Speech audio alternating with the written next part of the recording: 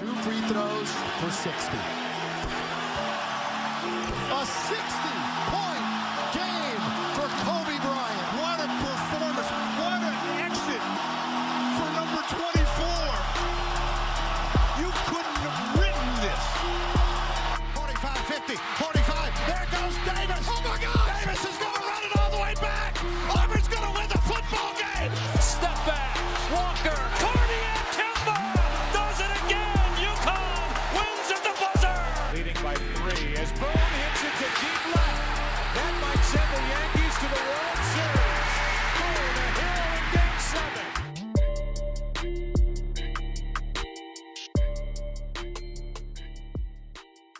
Hey everybody, welcome to episode 9 of the Aspire podcast, where we aspire to inspire you. I'm your host Tyrese B, and I have a new special guest this episode. Our special guest is a professional rugby player, writer, and is known as the #1 ranked fantasy football player in Australia. Welcome to the show, Boyd Killingworth. How you doing today, sir? Thank you for having me. I'm excellent here. I think I'm ahead of your time. It's our Sunday. It's still your Saturday, so that's a interesting one for people that didn't know. But yeah, thank you for having me. Yes, sir. Crazy time difference. I believe it's 12 p.m. over there, and it's 7 over here. So, yeah, it's pretty crazy. So let's get this show on the road, man. As I mentioned before, you're from Australia. So how was it growing up over there, and how was your experiences involving sports? Yeah, like I'm from Australia, from Sydney specifically, so I guess I could compare it to California. Played rugby league, played cricket, which I'm not sure if you've heard of it, but it's basically our version of baseball. Even though we've got baseball, it's still more popular sport. Played a bit of cricket. I did play some baseball and softball, which I enjoyed, but it's hard to get traction here in that. And then, yeah, rugby was just my sport. Great, man. Sounds like you were very involved into sports early. So when did you officially start playing rugby? Was it during your childhood, or did you have to wait till high school to play? No, you start when you're 5 years old, but you can't tackle till under 8. But yeah, basically tackle rugby since I was 8 years old, and I'm 28, so I guess I've been tackling people for 20 years. Man, 20 years, man. You've had a great career, man. You made it to the pros. But before we get into that, let's talk about your time in high school. And did you guys have rugby in there? Did you guys? How does rugby work in school? Yeah, so it's a lot different to America, and so our high schools just year 7 to 12. We don't have middle school or senior school. Yeah, so we just go to the one high school for 7 to 12. You're there the whole time. But I would have taken that in high school, but yeah, those 5 years were tough trying to make it, but it was well worth it. That's great, man, and great to hear that you made it to where you want to be. You know, throughout those 5 years, what was your most memorable moment or experience you had before you made it to the league? Just your teammates are your mates. So I've played for a few teams before that. So I got to go overseas. Even when I wasn't professional, I could still go overseas on footy trips and tours and invitational teams. So there's travel aspect as well. But yeah, friends and mateship, #1 for sure. It sounds great, man. Gotta love your teammates, man. I've had so many good times, just so I can definitely agree. Yeah. I'm not sure about the football culture over in America, but in Australia, it's the best. Man, I love our culture, man. I know you guys love your football too. So let's talk about your pro career.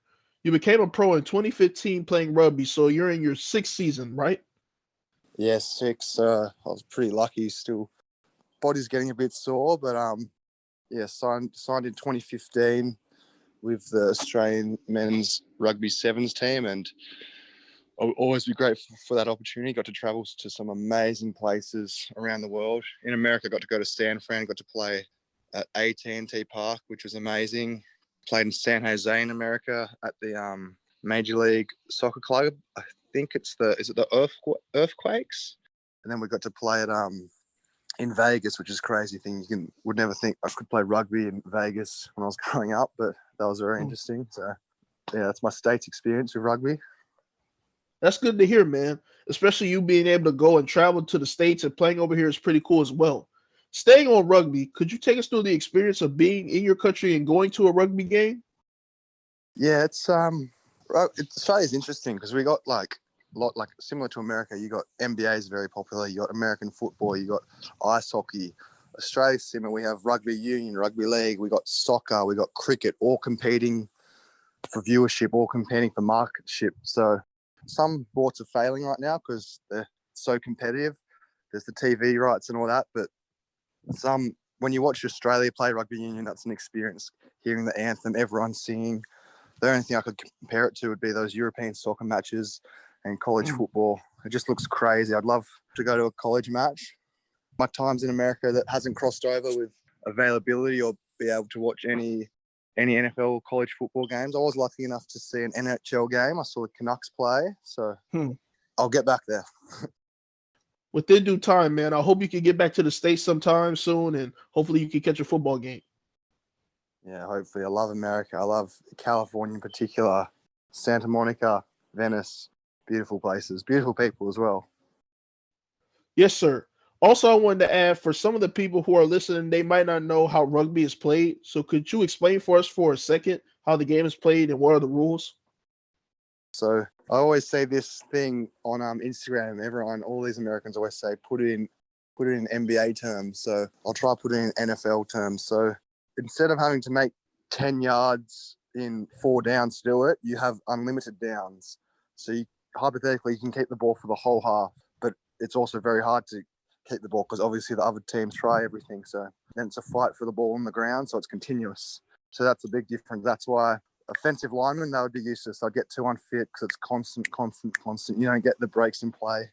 So it's 40-minute halves, 80 minutes all up. So the ball's in play a lot longer than NFL. So yeah, the main difference is it's more cardio based. Like obviously you need to have speed, and we don't play with the padding.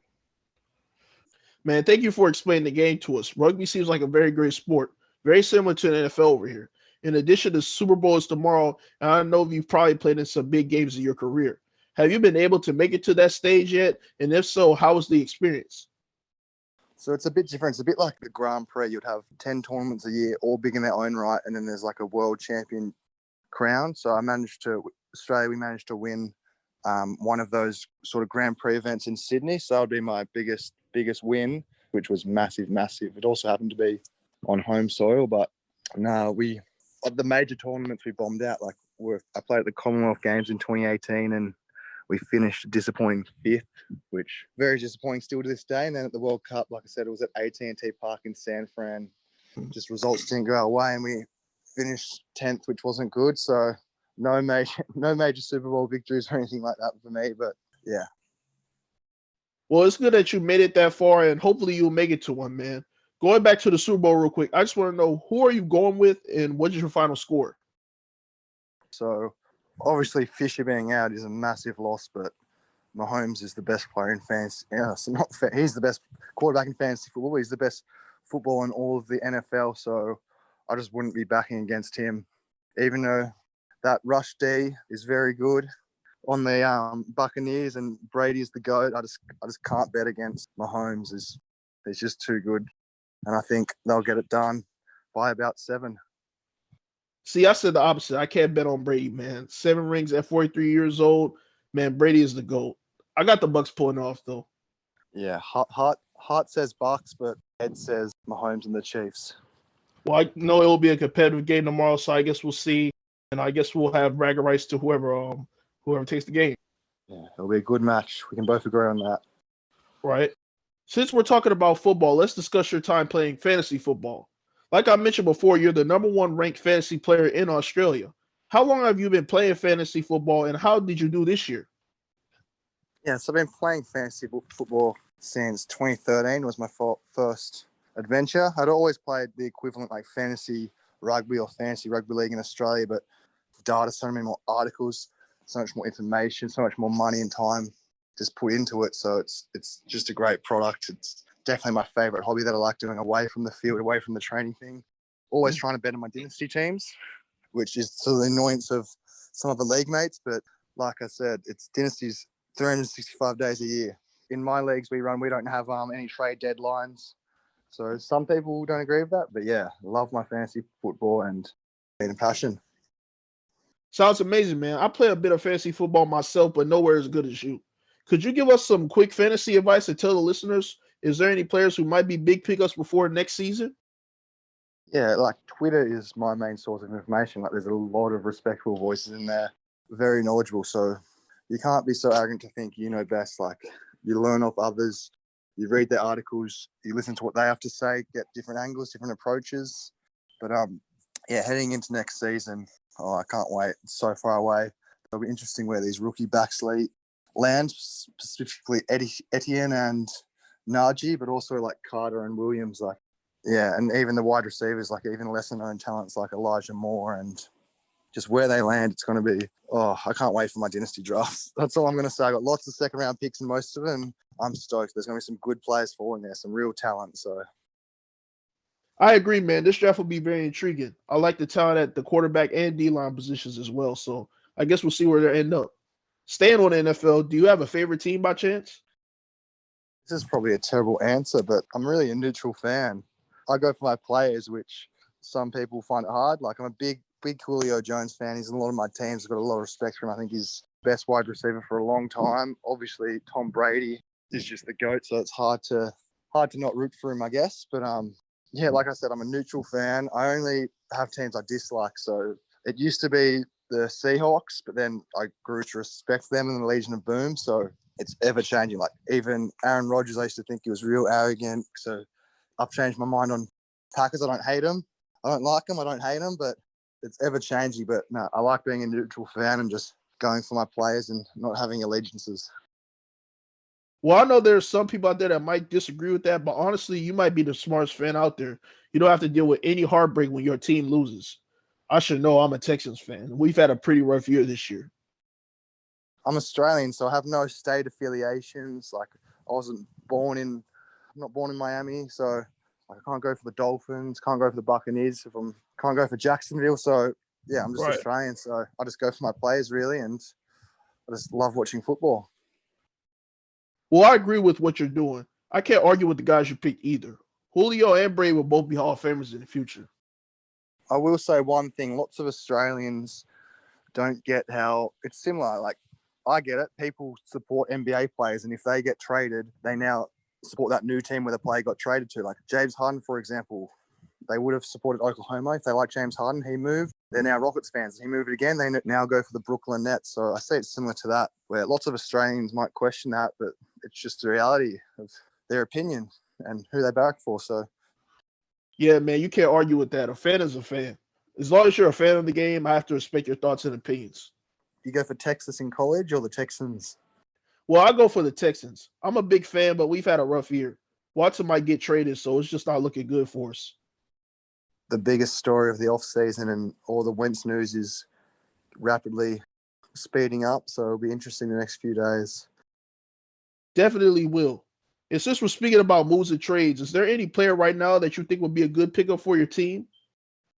I'm always trying to acquire Robert Woods. I think he's always a mid-level wide receiver too, but he doesn't get the love or respect. He's not a sexy pick, but he's someone I'm always trying to buy low on. Go out and buy Michael Thomas.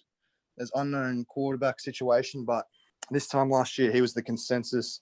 It was the unanimous wide receiver one, and I know since then we've had about 500 different wide receiver ones. Some people about 5 times each. You got Schuster was even the wide receiver one at one point. Jefferson, Metcalf, it changes every day. But Michael Thomas, for a large portion of time, he was the wide receiver one. And people are dropping Michael Thomas for playing through injuries when he didn't have to. Well, people aren't even changing their stock of Saquon, who did a devastating ACL tear. So that really stood out for me, that tweet. So they're just 2 names, but there's lots. Miles Sanders, I'm a big fan of. He, on a points per game basis, he was still good. He's a home run threat. So they're just some names I'm always targeting. I think they'll be good in 2021. And that sounds great. I like all the names you mentioned. Sanders had a breakout year in Philly. And also I had Saquon on my squad this year until he got injured. So hopefully he'll be back next season. I appreciate you for giving some fantasy advice. And also you write articles about this as well. Can you tell us more about the site that you work for and what content do you write about? Yeah, so I wrote for Dynasty Football Digest, which it's just a hobby. So I enjoy writing. I'm mostly writing about players to target or just my thoughts on players. Like, I'll just think of a player, like could be like Chris Godwin, and so I'll just write an article on him. And I've had more hits than misses. So I predicted Aaron Jones's emergence, Godwin's emergence. So they're 2 ones I'm pretty chuffed with, but I've also been wrong. I thought Henry would be a low-end RB1. not always right, but yeah, I've had more hits than misses, so I pride myself on that. I completely understand, man. That's part of being a journalist. You know, some articles are hit or miss, but you got to keep going. So where can we check out your work? Yeah, if you're interested in reading my articles, you can Google Dynasty Football Digest or just Google my name and yeah, the website will come up. There's some good articles there. There's a lot of good writers there. I've got a lot of time and respect for, so you can get a lot out of it and should always be trying to upskill, read people's thoughts and opinion, and yeah, could change your own narrative. Sounds great, man. I'll make sure to put you guys' info and links below in the description. Once again, Boyd, I want to thank you for coming on the show to talk about your career in rugby and fantasy football. Also, I want to give you this time to talk about your future endeavors, other websites that you write for, podcasts, and when will you be back on the pitch to play rugby this year? The floor is yours. Yeah, so I had a shoulder operation in December, so lost a lot of weight from that. So just getting my body right's my main plan. But yeah, I'm just write for the one article. I've always wanted to do a podcast, but like I said, I need to educate myself more on that, and it's always something I'd like to do. There's a lot of people on Twitter that, like I said, Twitter, I've got a lot of respect for a lot of people. You've got guys like yourself, you've got Paulie Sleeper, you've got Elvin Ryan, you've got Trader Duck. There's a whole stack of people I like talk to and look forward to working with on any future podcast, wherever that may be. But like, you know, you reached out to me on Twitter. There's a lot of great people on Twitter. I suggest following some of those accounts, but like I said, I could honestly name 50 to 100 more off the top of my head. And yeah, 2021 comp starts Feb, but I probably won't play till the end of April. But yeah, body wise, just get my shoulder right, get my strength back, and then who knows? I'm getting old. I've got school teaching to fall back on in those 4 or 5 years straight out of school, just grinding. I was still studying, so I'm a school teacher by trade. So I fall back on that once rugby's done. But yeah, 2021, it's going to be a lot better than 2020. That's all I can say. Yes, sir. This year's kicked off to a great start so far. But before I let you go, I also want to ask, what advice can you give to anyone who's in fantasy football, writing, or an athlete? How can they be successful in this industry? If you're interested in it, just pursue it. If you want to write, just put out content. Like, you'll slowly improve. Like, some of my first articles were a bit iffy, but now, like, I used to stress over them, but now, like, they just come to me. It's so much easier. So just put time into your craft. Advice to people wanting to play dynasty, stuff like that. Do mock drafts, familiarize yourself with ADP and people's dynasty rankings, and just work off that. So that's the best advice I could give for anyone. Sounds great, sir. Once again, Boyd, thank you for your advice and for coming on to the show. I appreciate your time today. Thank you. I respect everything you do. I hope all your listeners, I probably know they're already following me, but if you're not, give Tyrese a follow. And yeah, like, it's not just Americans that play fantasy football. Like, the scene's really taking off in Australia, big in UK, United Kingdom. I know there's lots of people that play in South Africa. So yeah, it's really a worldwide, it sort of is a sport. Esports is a sport. So fantasy football is definitely a sport in my eyes. So yeah, it's something I love. And like I said, thanks for having me, and take care, you and your family, and appreciate it. God bless, sir. Have a blessed day, man. Well, all right, guys. Thank you guys for listening to episode 9 of the podcast. Feel free to like, comment, and subscribe to the YouTube channel, wherever you're listening, on Spotify, Apple, Anchor. We have another episode coming out 2 weeks after this one, man. But until next time, stay safe and stay inspired.